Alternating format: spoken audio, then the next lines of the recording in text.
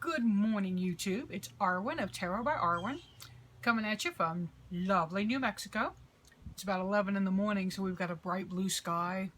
The birds have been chewing up the sunflower seeds out the front, and the suet gonna need to be replaced another day. That's your bird info. Let me take these glasses off. I'm like, what is glaring at me? It's my own face. I'm here to talk to you today about some homework I did for the Witchyversity group. That's on Facebook. If you want to join, please do. It's Witchyversity all together. And every week we get a topic.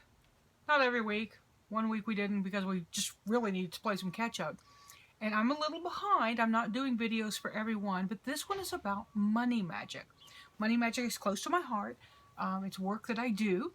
And so I wanted to talk to you a little bit about how you can do some money magic. Now, there's a couple of things you can do. You can do spell work. You can do what I call Greeky bags. And I'm not a root worker. I'm not a conjure woman yet. Might be looking into that because I love that work. But what I am is a witch. And what I do is a lot of candle magic. I love to incorporate different things, numerology, astrology, things like that. Day magic. Thursdays or Fridays. I'll have to look it up. One of the days is better for prosperity magic than others. But you can do prosperity magic whenever, right? Because it's your intent that works. It's really what you put into it. In my teaching, we use something called the Witch's Pyramid. And one part of that Witch's Pyramid is to keep silent. That's the last piece of any spell work. So you don't cast a spell and then tell everybody, I cast a spell. You need to keep quiet and let the magic do its work. You don't talk about it. You don't, talk about authentic, rustling the bra straps. But you don't talk about it. You just let it happen. There's a lot of reasons for that. If you were my students, we'd probably get into why that is. And if you were my students, we'd do some deeper work into what the Witch's Pyramid really is. I have been approached about teaching, and to the person I have responded to, I am still looking into it. I'm still thinking about it. It's a big decision, and so I have to think about it. I can't say yay or nay right away, so it does take me some time. I have to do meditation and some tarot work. But let's talk about money magic. You can make a money jar. You can do a money candle. You can have money stones in a pouch that you've blessed and gotten working for you. But there's one thing you need to do for any money magic spell. And this is really important, and it's really, really, really a secret. So, shh.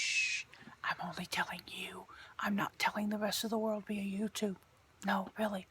The first step in any money spell, make a budget. Think about that one for a minute. Make a budget.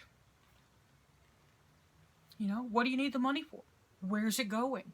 You just want money so you can go play on the beach in Mexico? Awesome. Write it down.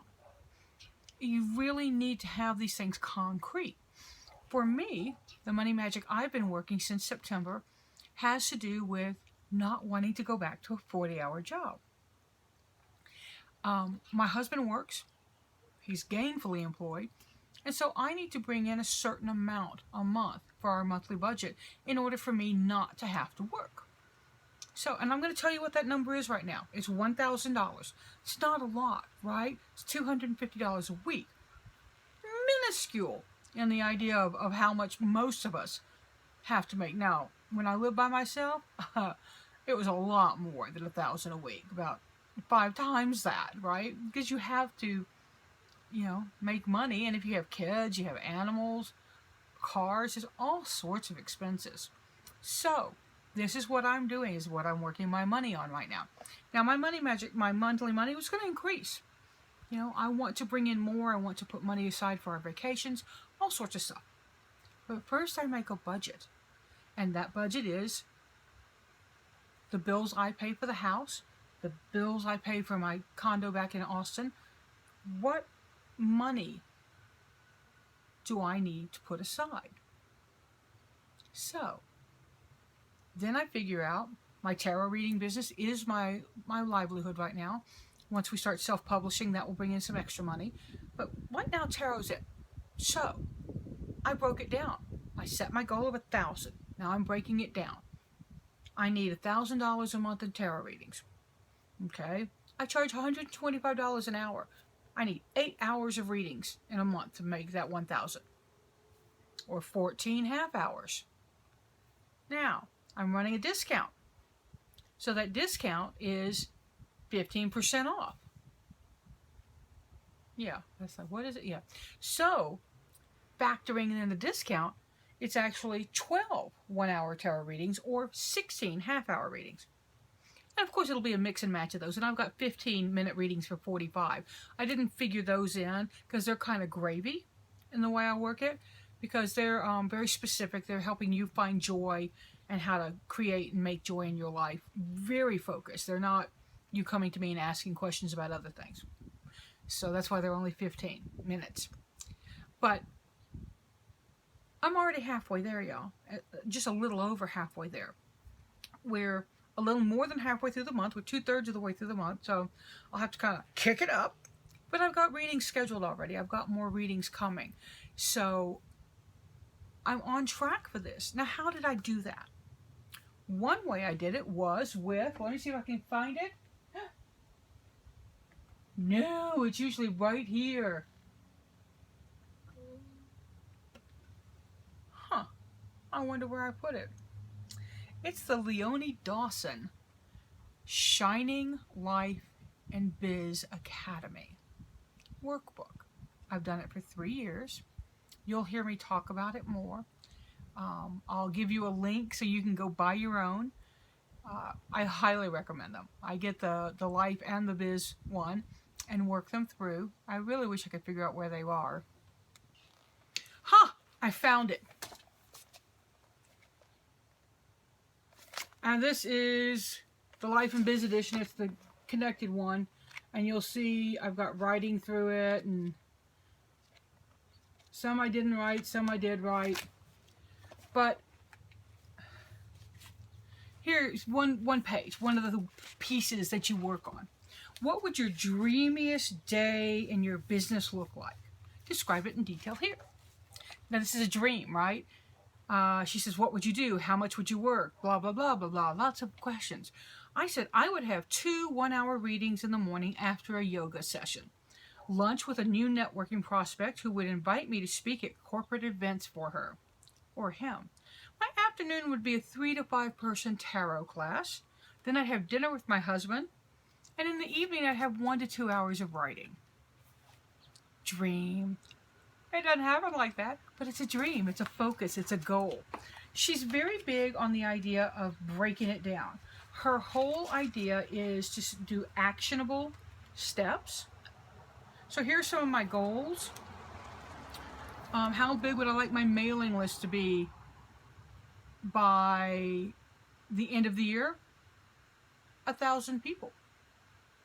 I'm close to that, y'all. I'm very close to that. I'm about 160 people away. So, 140 actually, 140 people away. Facebook likes. How many of those would I like? Yeah, I don't have as many of those as I'd like. I'm not close to that. Twitter followers. Getting there on Twitter. Pinterest, Instagram. Yeah. Where would I like to get media attention this year? Huffington Post, hasn't happened. Vogue, hasn't happened. Advocate, hasn't happened. Why hasn't it happened? I haven't done shit to do it. I have not done the work. So that's on me. What will I create this year? Breakthrough session, did that. That's my joy recalibration 15-minute session. How to find joy any way you can. And 30 Days to Joy. Working on those. 30 Days to Joy is closer to finish than the How to Find Joy Anywhere. How many blog posts will I create? 48.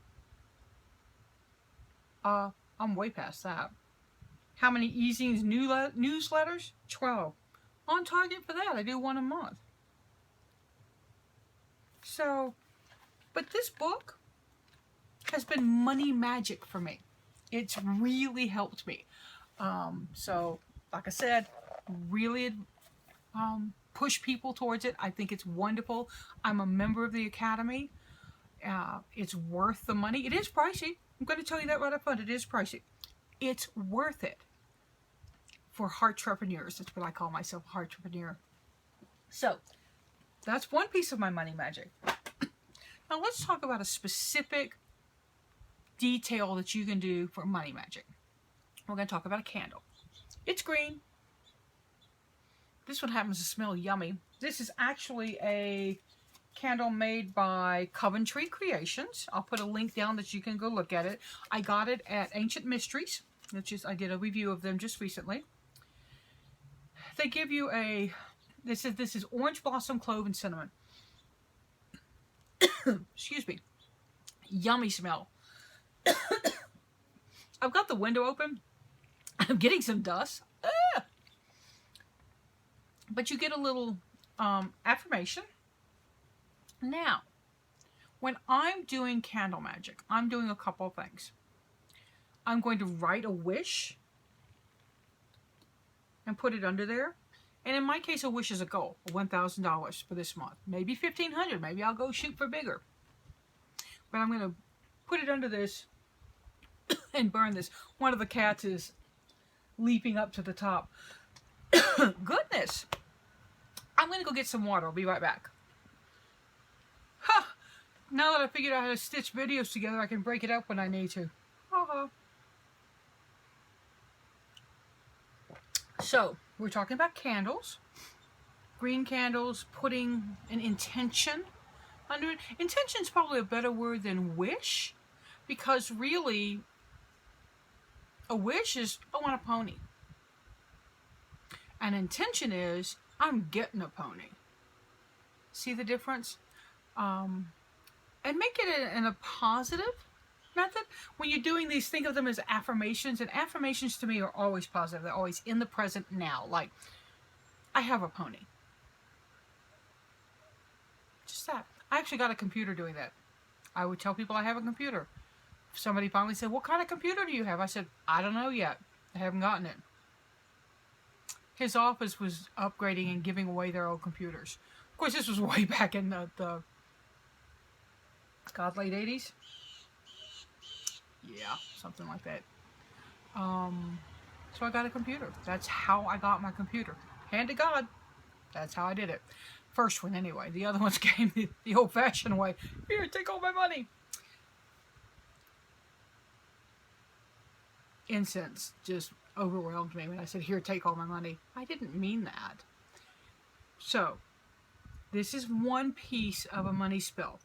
Second piece, write your intention, put it under it. When you burn this, focus on it. You don't have to stay there for the entire time, okay? Not many of us have the time it takes to burn one of these puppies. And depending how they can burn fast, they can burn slow. But be safe. I put mine on a plate, and then I put it in a clean dish of kitty litter. In a clean box. And then I put the box in the bathtub. I might be a water sign. So, you may not have to... Good morning, Blue Jay. He's out here talking to me. Did you hear him? Yeah. He's coming down for the suet beater. But I also do other pieces of this spell work. And some of those are to include magical work and magical tangible items. And I'm trying to get one of the tangible items out of my little stone bag. This is tiny, y'all. Tiny. I don't know if you'll be able to see it or not. We're going to put it up here. Hold it up on the shelf nail. You see that? You see how small it is? It is a peridot. Peridot is a money stone for me. I will bless this in a magic working, and then I will stick it in my wallet. One of the properties of peridot is that if you have a piece of peridot in your wallet, you'll never be without folding money. The blue jay is mad because the doves are out there trying to get to his suet beater. So he's gone off to crank about it. So that's one money spell. That with my little peridot will be one piece of it. Another thing is a money jar. A money jar is you can just take an old spaghetti jar, mayonnaise jar, anything like that. And I learned this from a friend. And what you're going to do with this is you're going to write on the outside money symbols, things that mean prosperity to you, things that talk to you, right? That's the key piece of this. And then you're going to again work your budget, fold your budget up, place it in the bottom of the jar. Of course, don't make it your only copy, please. Put it in the bottom of the jar. Then you're going to layer different herbs that speak to you about money. For me, they're going to be things that are prosperous. I would probably put allspice in because it's a very rich spice. It used to be currency. Salt and pepper. Things that are rich. You know, salt is a great one for protections, as is pepper for go away. But this is also for the spices to me mean I'm prosperous. I have stuff. And I'm going to put in there money stones. I'll probably put a piece of peridot in. A piece of fool's gold to remind me that all that glitters is not gold. Maybe a piece of malachite also. A piece of green jasper. Different things that mean prosperity to me. Then I'm going to put in some folding money and some change. All right, I'm going to put in $1, maybe 2, and I'm going to fold them up. And as I fold them, my thought, my process is increase. As I fold these, increase threefold. As I fold these, increase. Keep the money coming is what I'm doing. And I don't think there's a problem with being greedy. I just don't. For me, I set up, and this is my Christian upbringing, I set up a tithe in my mind. That when I make this money, I will tithe a certain percentage of it to, you know, whether it's the homeless, whether it's the food bank, whether it's the animal shelter. I will tithe because that's my way of giving back, and it's my way of honoring deity. You know, the deity that has currently called me, I would give to a particular charity that I know would make her happy. The deity that's, I'm probably changing matrons right now, so that's why I'm a little geeky. Oh no, I'm always a little geeky. But it's, I would probably give to a different charity for her.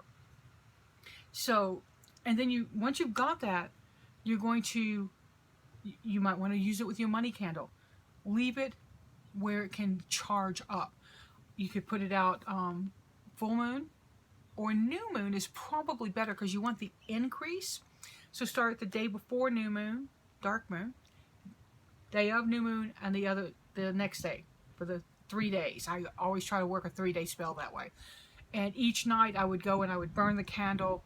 I would say the spells, chant my prayers, whatever you want to call it, to create the money magic and to bless that jar. Now, I'm going to put that jar where I can see it. In my kitchen, in my spice drawer, my spice cabinet, somewhere that I can look at it. Other spices you might use are cinnamon. Cinnamon's great for that. You know, just think of rich and prosperous. What makes you feel rich? Lemongrass is another one for me. So, I digress as usual. But that's what I do for money-making spells. I set a goal. I break it down. Actionable steps. You know, I need to know what do I need. And then I work the magic for that. You know, I'll be doing a querent call in magical work. Just putting the energy out there, calling people to me that need readings. I don't want people to come get readings just because they think, oh, Arwen needs $1. No, I want to work with people who need work, who want to do the work. That's important. A reading is better if somebody's really, really, really willing to do the work. So, and Leonie's workbook has been invaluable to me to help me get into that mindset. So this has been my Witchyversity homework on money magic. I hope you enjoyed it. I would love for you to let me know in the comments. And if you're a Witchyversity member and you've done your money magic homework, link in the comments. Let other people see your work too. It's a good thing. So let's all be prosperous. Seek joy, y'all. Pass it on. I'm Arwen of Tarot by Arwen. Oh, and you can get a reading if you like.